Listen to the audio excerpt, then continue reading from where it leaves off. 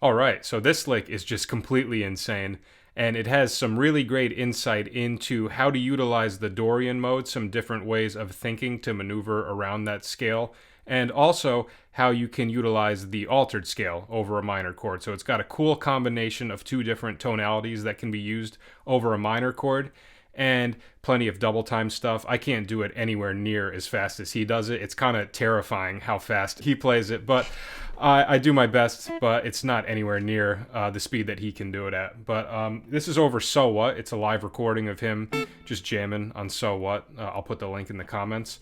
But we're doing it over the D minor chord, and it starts like this. So it starts with this little descending lick, and I'm picking all of the notes starting out here.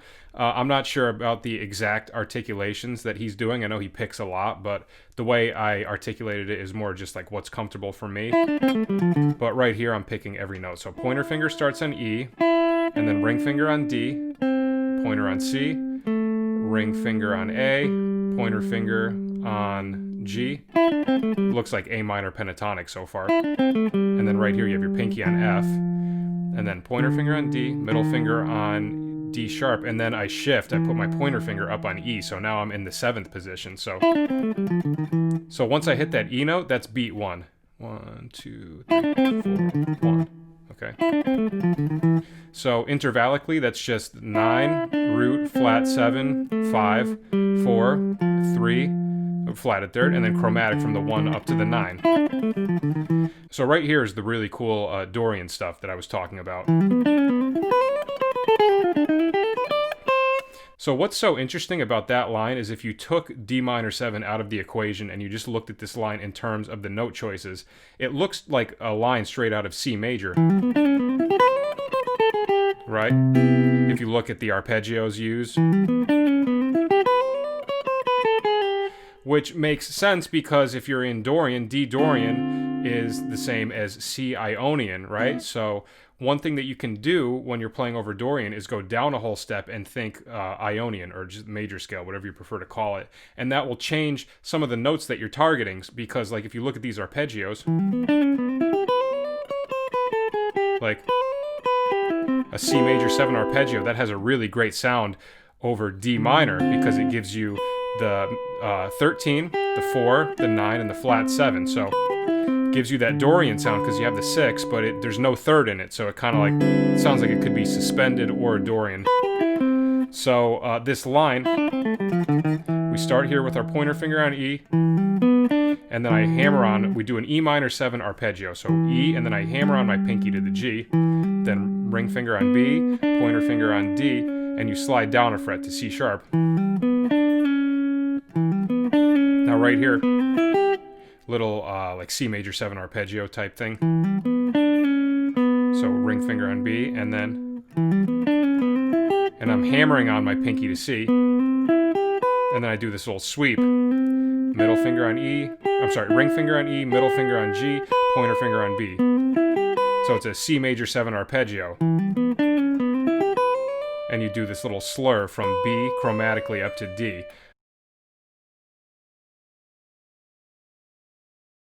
So pointer finger on B, hammer on your middle to C, hammer on your ring to C sharp, and hammer on your pinky to D. So. Yeah. And then you go back down the notes, but I pick all of them.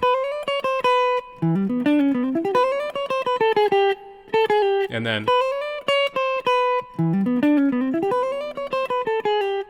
then I shift positions. I shift to the 8th position with my ring finger on A, and then middle finger on A flat, and I pull off to G with my pointer finger.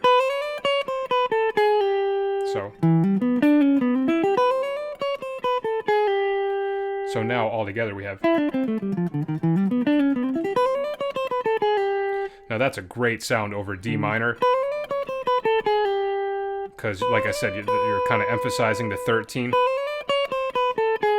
And then you're landing on the 11 with this chromatic. So you're doing a chromatic thing, but you're landing on a color tone, which is interesting. And now here's another part where I said, like, if you take the D minor out of the equation, this looks straight out of C major. Like, right, that just looks exactly like a little chromatic to the 3rd of the C major. So after this, we pick F with our ring finger on the third string, pointer finger on D, middle finger on D sharp, and then I slide up to the E. So, and then pointer finger on G, hammer on to A, pointer finger on B, and then ring finger on D, pointer finger on C. So,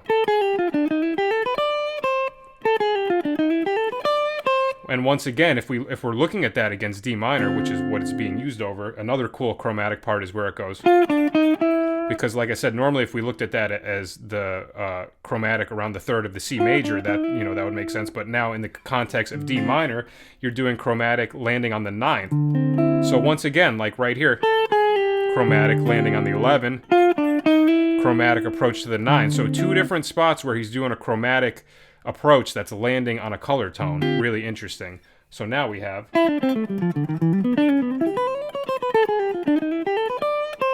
Okay, so that's all Dorian so far. Now this next part is where the altered comes in, like I was talking about. It's very brief. Just that arpeggio. So pointer finger, we go up to 10th position, put our pointer finger on F on the 3rd string, then middle finger on C sharp, pull off to C, then pinky on B flat, pull off to G. Now, when I say that that's altered, what I mean by that is if you're playing over a minor chord and you want to use the altered scale to get more of an outside sound, you play the altered scale of the 5 chord of the key. So in D minor, the 5 chord is A7, right? Which means we play the A altered scale. Or if you prefer to think B flat melodic minor, that might be an easier way to think of it, or A altered. Because what you're doing there when you're playing over minor and you do the 5 altered is you're getting a lot of these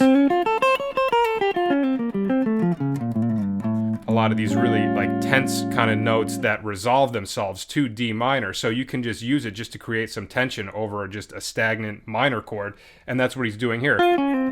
So those notes are straight out of the A altered scale. If you look, it's the sharp 5, the major 3rd, the sharp 9, flat 7.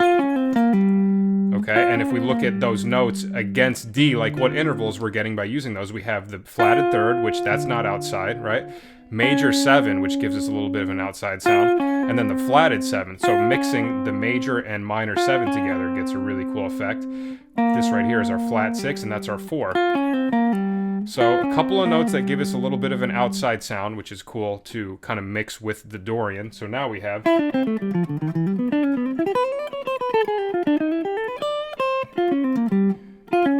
Sorry, pull that off. Now this is really cool. Really awesome arpeggio. Nice intervallic sound towards the end of it.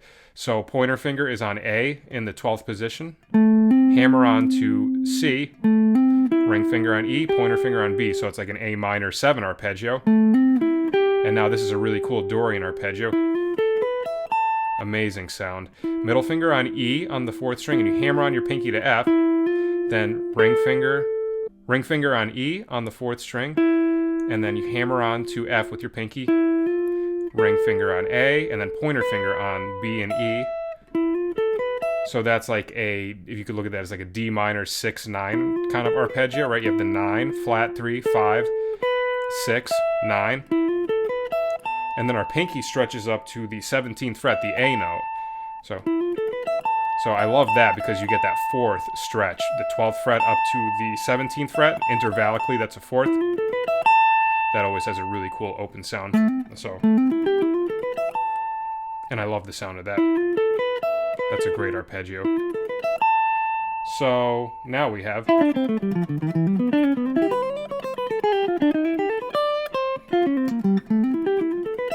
And then... another cool little minor idea, and then a little altered thing again at the end. So go right down your minor 9 arpeggio. So E, C, A, F, pointer, middle, ring, pinky. And then I slide the pinky down a fret to E. And my pointer finger now is on C sharp. Once again, that major 3rd, or the major 7 technically of the minor chord. And then middle finger on A, and then pointer finger on C. So C right there kind of looks like that A altered again, right? right? Anytime I see like a flatted seventh and a major seventh against a minor chord, I usually assume that that's like the altered off of the 5.